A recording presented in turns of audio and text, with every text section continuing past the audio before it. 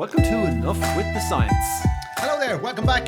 And episode 2, season 2, and it's all about goo. See what I did there? You're a poet and you don't know it. There we are.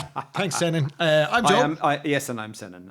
Maybe you know, maybe you don't know, but this is the show where we talk about science. And Senan researches a topic, and I try and basically distract him from his ramblings. What do you mean I researched the topic? Are you suggesting that I don't actually just innately know all this stuff? It's like, I think it's about time you got the respect you deserve for all the hard work you put in. Which is zero. He's like a supercomputer. He just knows all these things. It's like working with an AI. Well, actually, both of us are AIs, really. You know, we're not real people. Actually, I only read this week, is it Inception something AI, and they've made 100,000 podcasts just using AI voices in the last 6 months. That's it. We're finished. Why are we even bothering? Before we even began, we're finished. But we're not finished because we're here for you, the listener. Yes. And this is all about goo. We're talking about mucus. We're talking about slime. What's your favourite synonym for mucus? For goo? Oh, for mucus? Oh, probably snot. Snot is a good one. Yes. I think gunk. I like gunk. Gunk is a good word. Yeah. What is that? Get rid of that gunk. Gunk all over the place. Where's that gunk come from? Yeah. Anyway, we're going to talk about the wonderful world of slime and mucus, which turns a lot of people off. And actually, there's a good evolutionary reason for that, because often slime or mucus is a defensive mechanism with some unpleasant chemicals in it, and we have evolved an aversion to it as a result of that, to stop us from eating things that have unpleasant chemicals in them. But not just because it's disgusting to see somebody picking their nose when they're sitting in traffic. It's interesting actually to see what technique they invite. There's many different techniques out there for that. No, well, I think the first technique is the fact that people think they're invisible when they're in their car. Yeah. They think, oh, nobody can see me. Here, I'm going to investigate. Oh, look what I found in my nose. So it is some sort of goo and some gunk that's in the nose. Yeah. But so it has, mucus has evolved again and again in separate scenarios throughout the animal and plant kingdom over billions of years. So it's a real example of what they call convergent evolution, which is like where the same solution to a particular problem in the environment evolves separately in different creatures. So essentially, even though we're going to explain it in greater detail as we go on, but gunk is really important. Oh, in so many ways. So let's talk about some of the important properties. So obviously, adhesive is one very important property. If you're a snail and you're crawling up the outside of my bedroom window, you really don't want to fall off halfway up. Yeah, for us though, we would like it to fall off. Yeah, oh absolutely. We'd like if it never could stick to the window in the first place. Then there's moisture retention. So, if you're a piece of seaweed and the tide goes out, you don't really want to dry out and die while the tide has gone out. So you need a nice little coating of mucus on your leaves to stop you from drying out. Of course, a big one is protective barriers in all kinds of different ways. So at the basic level of trying to protect from bacteria, you can have a thick layer of goo between your skin and the bacteria, and I'm not suggesting your skin is gooey for a moment, Joe, but I think you mean people in general, not just Joe. Creatures in general.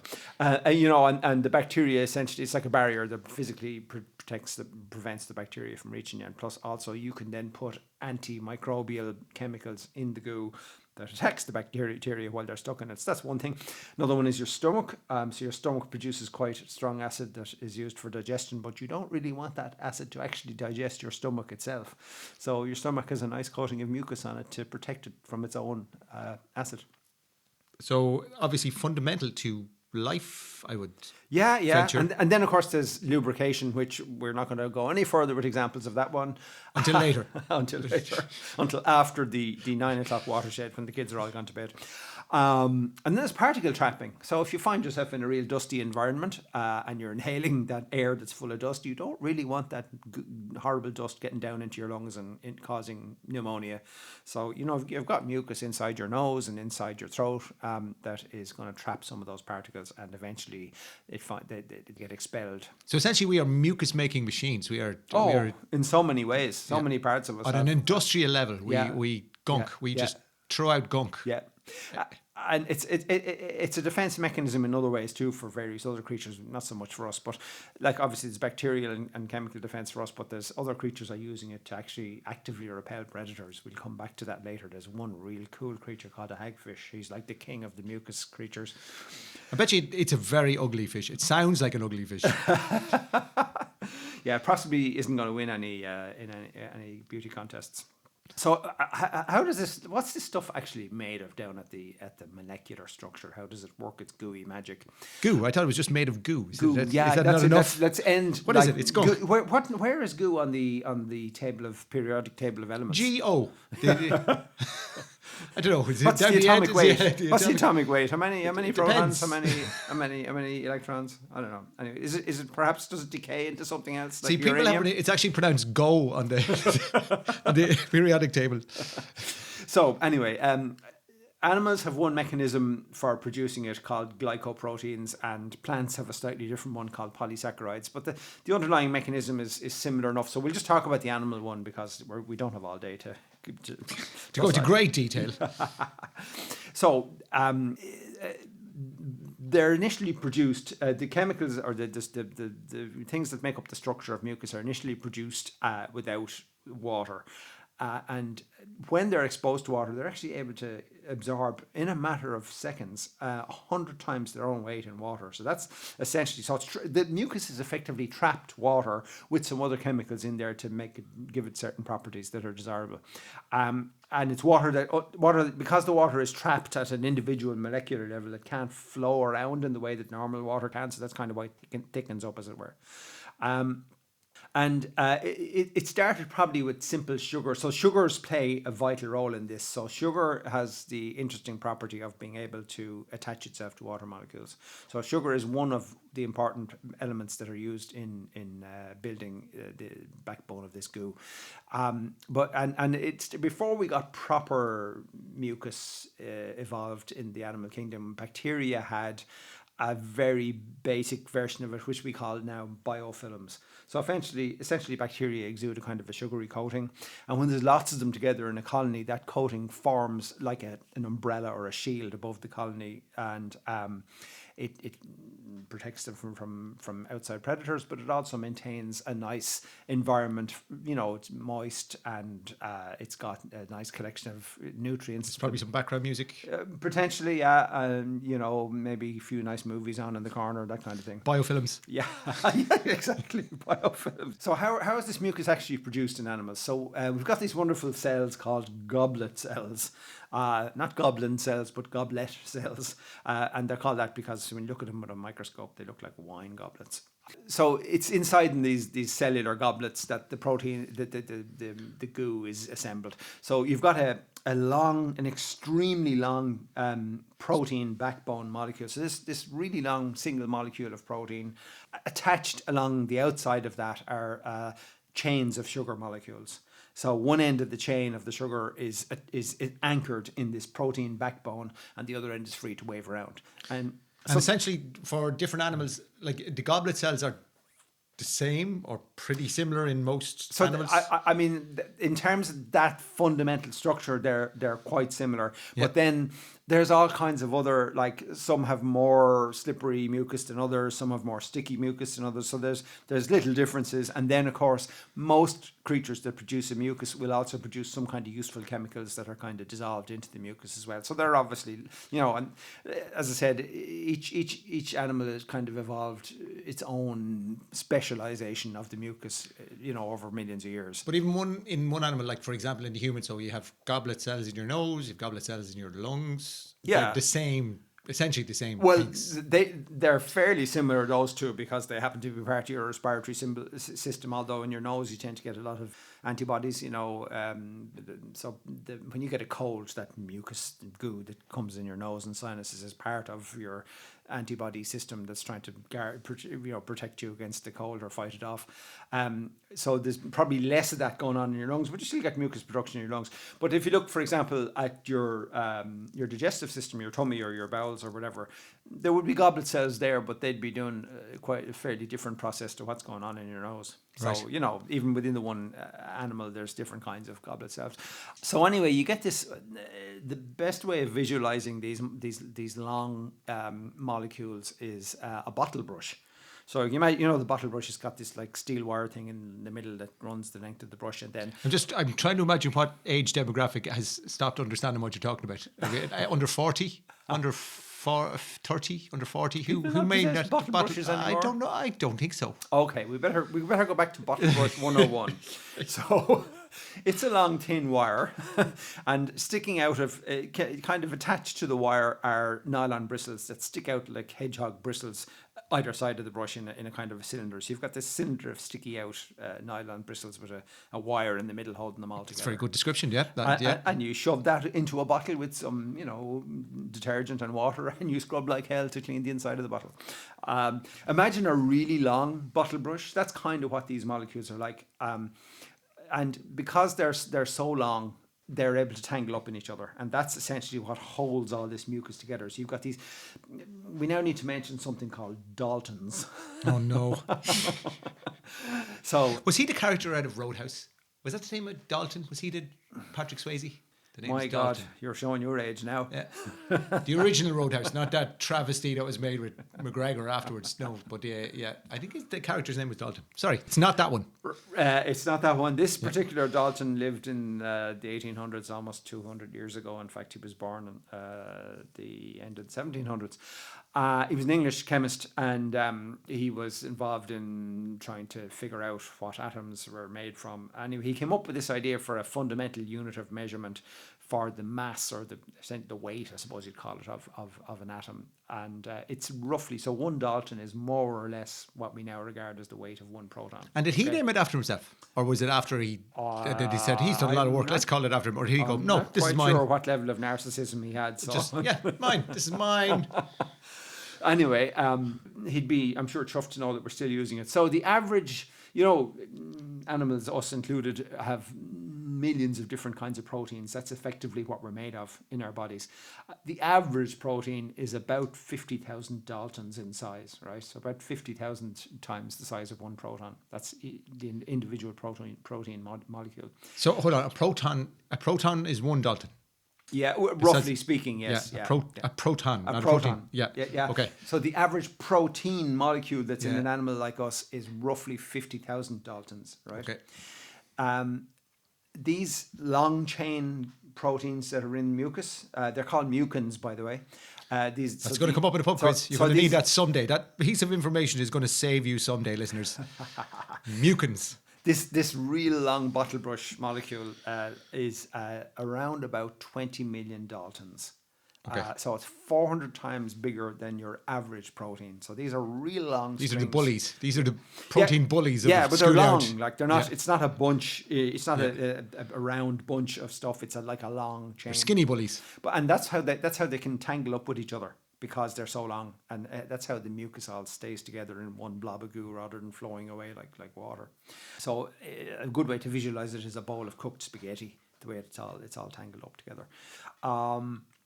And they have a vast, like, as I mentioned earlier, when they're still inside the goblet cell, they're in an environment where there's almost no water.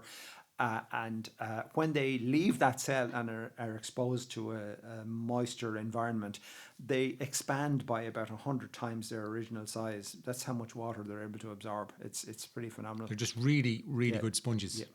And a lot of mucus has a very interesting non-Newtonian property. So how many rabbit holes do we need to go down for me to explain what that phrase means? Non-Newtonian. Okay, we have to. What is Newtonian first, and then non-Newtonian? Well, Isaac Newton, of course, was the father of physics, or at least he was for a long time before the likes of Einstein came along and put the cat among the pigeons. So he came up with theories that described an awful lot about how the world behaves, and so a Newtonian fluid is like how we think of most fluids, like water or milk or something. It's splashy, it flows. Did he use that word? Water is splashy. Give him the Nobel Prize for science. Water is splashy. And if you put your hand in a fist and you punch into the water, it'll just go straight through the water, and the water will splash all over the place, right? So he won prizes for this. Yeah, well, that's only a very small part of his contribution to science. Anyway, a Newtonian, so there's a well-known non-Newtonian fluid, i.e. a fluid that does not behave the way most fluids behave, and that is a mixture of cornstarch and water. So there's umpteen videos on YouTube where you can see people experimenting with cornstarch water. Or you could, if you had nothing to do with your life. Yeah, and they've even invented, somebody even invented a name for, I think it's oobleck or something they call that liquid, but it's just cornstarch and water. Anyway, so it's flour, essentially, flour and water. Cornstarch Corn flour. Corn flour. Yeah. It's something to do with the starch in the corn that causes what I'm about to describe next. So if you take your finger and you gently scoop it through a bowl of this stuff, your finger will move through it like you would expect, and then there'll be a covering of it on your finger when you take your finger out, a bit like, say, custard, right? But if you ball up your fist and you punch it hard, it's going to feel like punching a solid object. So the fluid is going to momentarily solidify when you apply a sudden force to it by punching it with your fist. Now, I'm still not convinced that you're not just winding me up and like I'll go home and like break my hand in a bowl of cornstarch water. I'm going to leave that with you. You're just going to have to make this that is decision. non-Newtonian. I'll be screaming in the ambulance on the way to the hospital. Non-Newtonian, he said. So the weird thing about mucus is it's non-Newtonian in the opposite way to cornstarch. Oh, it's water. reverse non-Newtonian. Yeah. Oh, well, why didn't you say so? That's easy. So when it's not under pressure, when it's just sitting there, it's quite sticky and gooey, right?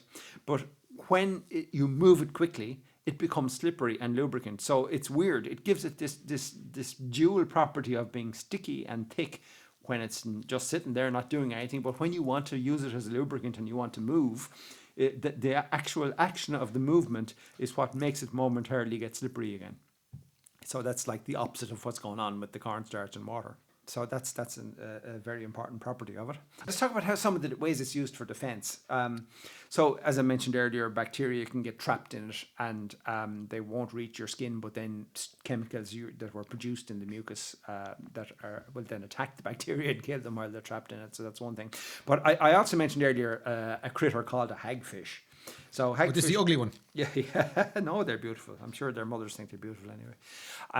So this is a deep ocean fish. Resembles an eel, but isn't actually a true eel. Is a different kind of fish, but it's long, thin thing. It looks like an eel. Now, sharks like to eat them if they can. Sharks are one of the major predators. These guys, but they have a trick up their sleeves. Like these. Let's look at the size first of all. This fish is typically about 50 to 70 centimeters long, so somewhere between a foot and 2 feet in length. And if a shark attacks it, within a matter of seconds, goblet cells all over its skin will release up to 20 litres of slime. Now, for a fish that's like less than 2 feet long, 20 litres is an awful lot of slime to be released in a matter of moments. And it's particularly thick, gooey, stringy. Remember, we're underwater here, so there's no point in releasing mucus. This is going to dissolve away in the water. So this stuff is really thick, gooey, and it clogs the gills of the shark that's trying to eat, and plus fills his mouth with this sticky goo as well. But it finds its way into the shark's gills, and the sharks can suffocate from it. At the very least, they can have difficulty breathing, and it's enough to repel the shark, and they'll go away and leave the hagfish alone. The really interesting thing at the molecular level is that the protein threads, the bottle brushes that we spoke about earlier, from hagfish, they're 100,000 times longer than the bottle brushes that you or I make in the slime in our mouths. So yeah, we're feeling kind of inadequate as bottle brush manufacturers. Yeah, so these hagfish, they're like the kings of slime. And then you've got ones that actually weaponize it. So these are the velvet worms. And these guys actually use slime for hunting. So you're talking about a worm that's like only a couple of inches, like maybe 4 or 5 centimeters long, small little creature. And they're able to shoot slime out of it. They have a gland that we'll call a slime cannon. There's got to be a superhero out of this. There's got to be a superhero. Yeah, imagine he could have a velvet cape and velvet skin tight slime pants. cannon. All he needs is a slime cannon. He wears what he wants. And if he's got a slime cannon. cannons on his shoulders. Anyway, these guys can shoot this stuff out 30 centimeters, which in itself is a bit of a wonder. And they don't just shoot it out in a straight line. They're able to oscillate the slime cannon backwards and forwards like hundreds of times, well, not hundreds, several times a second. So they shoot it out in a kind of a cone of spray. And it travels at 5 meters a second, which is pretty bloody fast for a small little creature like that. But its real strength is what happens after it gets sprayed out. So they're using it to try and catch something they want to eat. So when it's getting sprayed out, it's a nice flowy liquid. It's able to spray out in a nice fine spray.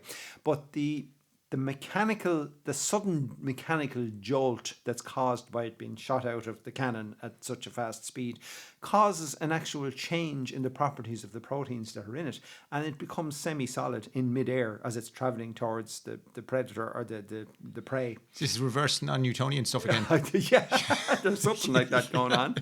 But so when it hits the prey, it's like this sticky spider's web has landed on them. It's a solid web of stuff, and they just get all tangled up in it. What is the prey, like water buffalo or kind of a hippo? I think it's reindeer. Rhesus monkey. Reindeer and polar bears. But yeah, so it's weird the way some of these things work when you get into the kind of low level molecular stuff. Well, I know, we have several regular listeners in the Department of Defence whose ears pricked up, like, kind of once you said weaponize. But like, I'm sure people must be examining these properties and kind of going, how can we weaponize that? Deploy the slime cannon. Slime cannon. Someone is probably patenting that as we speak. Right, we need to talk about the brainy mucus. Is it brainy mucus? There's a brainy mucus. Well, there's a mucus that kind of has some kind of intelligence associated with it, and this is slime mold. So they're a single cell creature, and even the way they move, which has nothing to do with slime, is kind of interesting because they move really, really slowly. But how they do it is the external membrane of this single cell creature is kind of flexible, and they're able to increase and decrease the pressure of the liquid inside in the cell that's contained inside the membrane. So their internal body, as it were, is mostly liquid, and they're actually able to pump or compress that to increase its pressure briefly and then release it again. So they go through these pulses of increasing, releasing pressure, and it essentially squeezes their flexible membrane in the direction they want to go in. So that's kind of how they move, which that's cool enough before we even get into the slime. So they're kind of oozing around the place. That's their... Yeah, oozing, except the liquid is contained inside them. Yes. Yeah. But they do release this slime trail, a bit like a snail, behind them as they're going along. And there are biochemicals in that which they're able to detect if they pass over it again. So they know where they've been already, and they, if they're exploring a new area looking for nutrients or whatever else it is that slime molds are looking for, they know where they've been already, so they can efficiently explore an area without doubling over. But the really interesting part is that the slime trails they leave on the ground behind them are actually able to conduct some tiny amounts of electricity. It's known as an ion channel. And they're actually able to use that as a kind of a very rudimentary form of thought. So it's to do, they can send signals back through the slime trail from one part of the cell to another. So if the cell is lying on different parts of the slime trail, the signals can go over and back through the trail. And this actually assists with their ability to navigate efficiently to find whatever they're looking for. And like they've done, experiments have been done in laboratories where they've made these things go through mazes, where maybe the exit from the maze has some nutrients they need or whatever. And they're actually able to navigate through mazes really efficiently using a combination of the fact that they can detect their own slime trail and this electrical signaling that goes on in the trail. It's weird. So essentially, so when they go into the maze or anywhere out in the open, they can head off and find a dead end and then return and then head off and find another dead end and come back. But the ion trail will let them know that they've been down that way before and they don't need to go there again. Yeah. So they don't have anything like a brain or consciousness, but yet there is some kind of rudimentary intelligence going on there that's utilising that electrical current through the trail, yeah. But so this is a single cell that is visible. I think, I'm not sure of the scale of them, but I think possibly they might be visible there, because if you look, there are videos online of them actually, that pulsing I spoke about earlier, for how they move. They have you can take a video and then speed it up, because normally the pulsing is so slow we wouldn't notice it, and so they must be reasonably big if there's videos of it, And also, you don't really want to get mixed up between a mucus mold and a jelly mold. You do not. They're very different things. Yeah, you do not. They're also spelled differently, I think. Anyway, we would be remiss without mentioning, of course, one of the very important functions involving mucus, and that is reproduction. Here we go. So this is it. Now's the Children, time, now's the time time for bed. to distract your children. Go get a full fat Coca-Cola. Yeah, or go and look at SpongeBob or something. No, on second thoughts, don't go and look at SpongeBob. Anyway,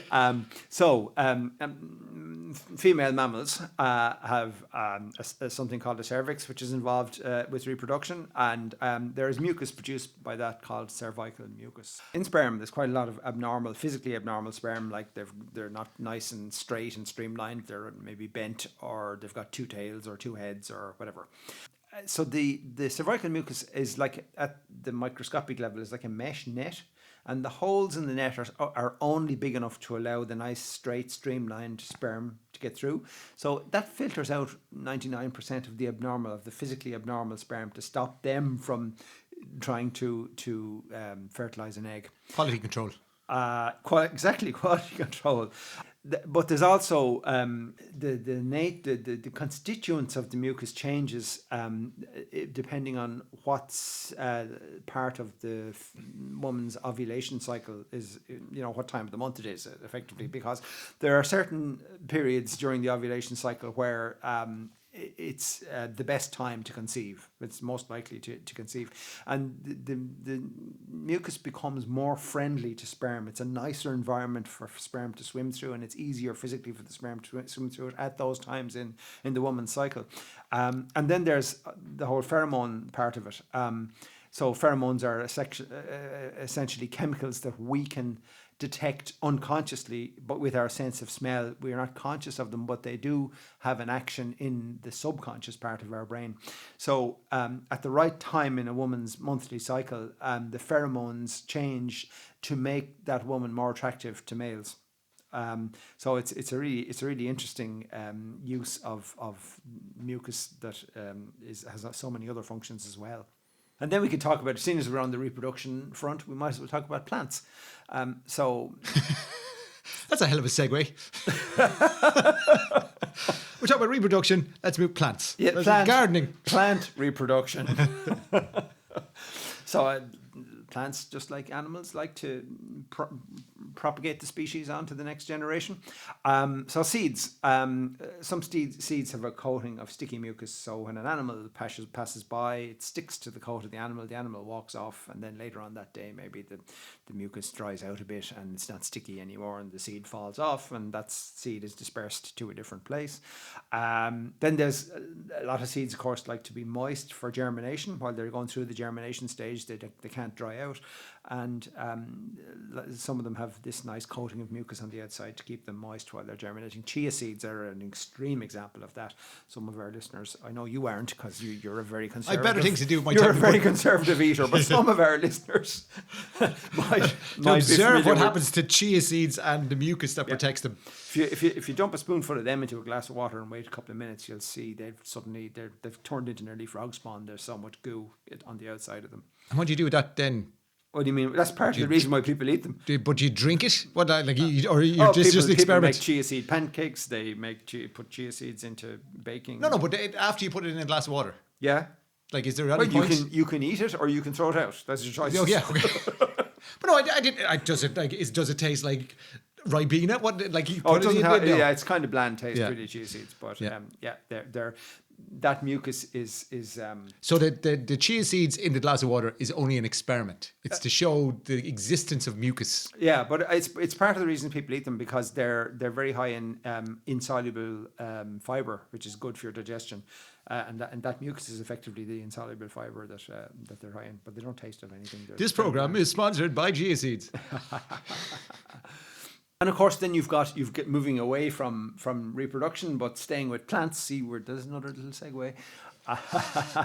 We've got carnivorous. You realise if they're good segues, we shouldn't need to point them out. Well, we have to kind of train our listeners. I mean, there are certain procedures we need to make our listeners familiar with. It's so seldom we get a good segue. We need to advertise it. We need to advertise it when there's a good one. Carnivorous plants. Oh yes. So a couple of them, sundews, of course, they look like sticky dandelion seeds. They've got all these little spikes, I suppose, with little droplets of goo on top of them. And they, fly likes to smell. There's some chemical the plant exudes that's in that goo that's on the spikes, and it attracts flies. They think it smells nice, and they land on it. They immediately get stuck, and then there's digestive enzymes in the goo they've just landed on, and it slowly digests them alive. Oh God, from the legs up. For the benefit of the plant. Well, they start struggling, and of course, before long, it's all over their bodies as well, and from every direction. Yeah. That doesn't make it any better. Yeah, and a related plant, of course, is the Venus flytrap plant, which is a bit more active because when a fly lands in it, it clamps shut on top of it. But there is goo in that one as well that helps to digest the. So, there's so many different compounds and properties that mucus is used for by different creatures. It's like mind-boggling, and it's also so important to life on Earth, even despite how disgusting we find it otherwise. I'm going to mention one last one before we go, and it's an insect this time. We haven't spoken about insects yet. Spitfire sawfly larvae. The name alone is enough. We don't have to say any more. That's it. We'll just leave that with you. Look it up.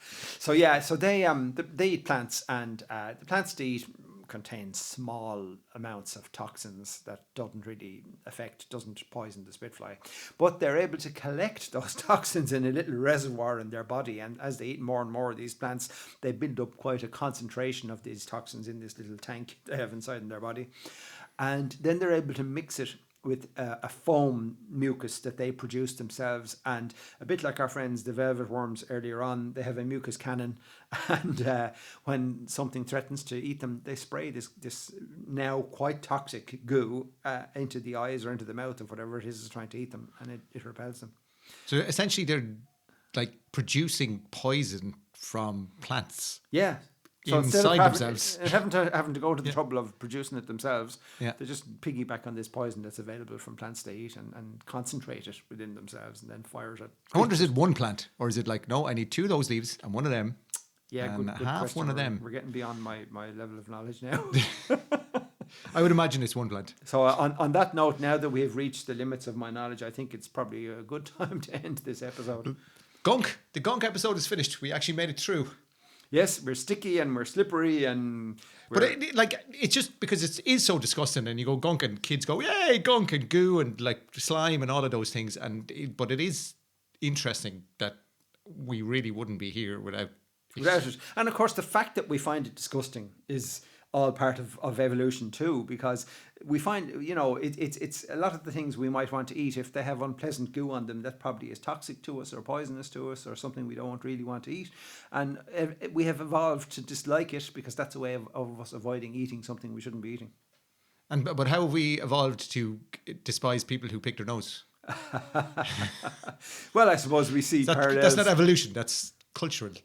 Cultural evolution, we call it that. Cultural evolution, not evolution. There's essentially 2 kinds of people on the planet. The ones who pick their nose in public and the rest of us who do it privately. Well, yeah, or get away with it. The rest of us who get away with it. Well, that's it for another episode of Enough with the Science. Yes, I'm Senan, and don't forget to like and subscribe. You'll get sick of hearing me saying that. No, we need, yes, we like subscriptions in large bags of money. In brown envelopes. This is Ireland. Historically and traditionally, it's brown envelopes here in this country. And tried chia seeds. Yeah. The best seeds and don't forget, he was talking about. To punch a ball of cornstarch while you're at it. Okay, see you next week. See you next week. Good luck.